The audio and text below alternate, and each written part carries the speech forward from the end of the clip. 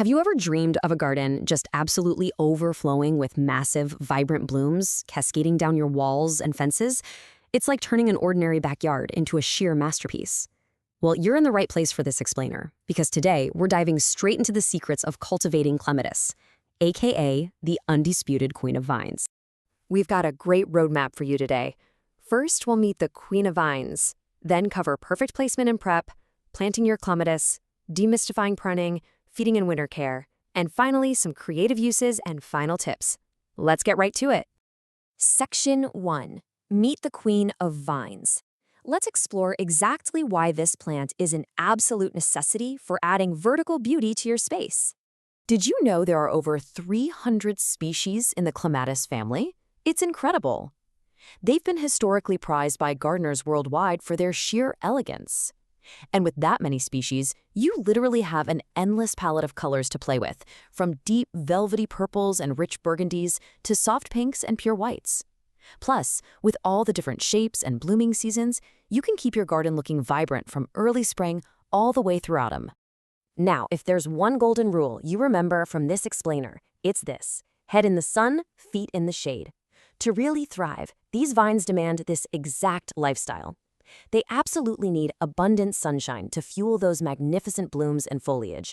But, and this is a big but, they require cool, heavily shaded soil to protect their highly sensitive roots from overheating. So, that begs the question, right? How exactly do we strike this perfect balance in a real-world garden without making our landscaping overly complicated? Honestly, it all comes down to careful, strategic placement. Which brings us to Section 2, perfect placement and prep. Let's see how finding that sweet spot builds the crucial foundation for a thriving vine. The trick is picking a location that gets at least 6 hours of direct sunlight every day to power those massive blooms. But you have to be careful. You want to avoid a purely southern exposure because that direct, harsh afternoon sun can literally cook the roots. No one wants that. Instead, look for a southeast or southwest spot. You also want to make sure it's sheltered from strong winds that could snap those fragile stems, and ensure your soil is deep, fertile, and drains exceptionally well. Understanding your garden's aspect, which is just the direction your garden or plant faces, is absolutely vital here. For example, if you plant a clematis against a cold, entirely north-facing wall, you're going to see a severe lack of blooms simply because of too much shade. Sure, the plant might survive, but it definitely won't give you that show-stopping performance you're looking for. All right, Section 3, planting your clematis. It's time to get our hands dirty and talk about exactly how to get your new plant established in the soil. When you're ready to plant, you'll want to follow these exact steps. Dig the hole deeper than the root ball, bury the roots 2 inches below the soil level, top it with rich compost, and water deeply. I want to highlight Step 2, burying the roots 2 inches deep.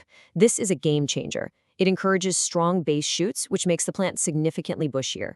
And even better, it helps protect against that dreaded fungal disease known as clematis wilt. Finish up with some rich compost and give it a good, deep soak. Now, what if you want to use a container instead of planting directly in the ground? Totally doable. Just keep in mind that pots dry out way faster. You're going to need a container that's at least 18 inches deep and wide, with really excellent drainage. That ensures the roots get the cool space and consistent moisture they absolutely require. Moving right along to Section 4, demystifying clematis pruning. Let's clear this up, because pruning is notorious for intimidating beginners, but it's actually highly logical once you break it down. There are 3 main pruning groups, and figuring out what to do is based entirely on when your specific variety produces flowers. Group 1 blooms in winter and spring on old wood, so you actually don't prune it at all, just tidy it up after it blooms. Group 2 flowers in early summer, so it just needs a light trim in the spring and maybe a harder trim after blooming. But Group 3, that one blooms in late summer or fall, strictly on new wood. So for Group 3, you want to chop it back hard in the winter, all the way down to 18 to 24 inches. I know, it feels absolutely terrifying to take a brand new climber and cut it back to just 6 to 12 inches off the ground, but you have to do it. That hard initial prune, along with pinching out the young shoots, practically guarantees a bushier, stronger vine with way more flowers later on. Oh, and hygiene is key here. Always disinfect your shears with rubbing alcohol to stop fungal diseases from spreading. And generally, avoid heavy pruning in the fall unless you're just doing some very light reshaping. Section 5. Feeding and winter care. So we've got a healthy, blooming plant. Now let's talk about how to feed it and protect those roots when the harsh winter rolls in. Because most clematis are deciduous, meaning they lose their foliage in the fall, they are literally going to look dead in the winter.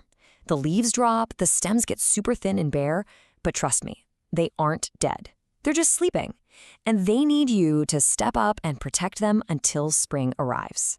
To get them safely through the winter, you'll want to clean up any dead leaves and spent flowers, which stops disease in its tracks. Then, stop feeding them nitrogen so the plant can actually go dormant. Next, add about 2 inches of compost and mulch over the roots to insulate the base. This step is absolutely critical, especially if your clematis is in a pot. Potted plants should definitely be wrapped in burlap or frost cloth to survive freezing temps and brutal freeze-thaw cycles. One gardener actually shared a story in our sources about learning this the hard way. Heavy winter rains washed away their soil, exposing those fragile roots, and it completely stunted the plant's growth the next year. Luckily, they tried adding rich layers of compost and leaf mold over the roots, kind of like building a lasagna, and it sparked a miraculous, full recovery. So protect those roots. Finally, Section 6, Creative Uses and Final Tips. Let's wrap things up with some inspiring ways to display your vine, plus a couple of golden rules. You can get so creative here. For instance, combining your clematis with climbing roses for structural support creates a seriously stunning garden display. But please, hear me on this. Never use metal twist ties to secure unruly branches. Metal heats up in the afternoon sun and will literally burn the delicate stems. Use soft garden twine instead. And to beautifully achieve that feet in the shade rule we talked about, try planting some low perennials right at the base. It looks amazing and does exactly what the plant needs. Before you rush out to the nursery, just a quick reminder. Climate conditions vary wildly depending on where you live. A variety that tumbles beautifully over a coastal fence might just freeze solid in the mountains. So always check your local hardiness zone and consult with local gardening experts or horticulturists before you bring a specific cultivar home.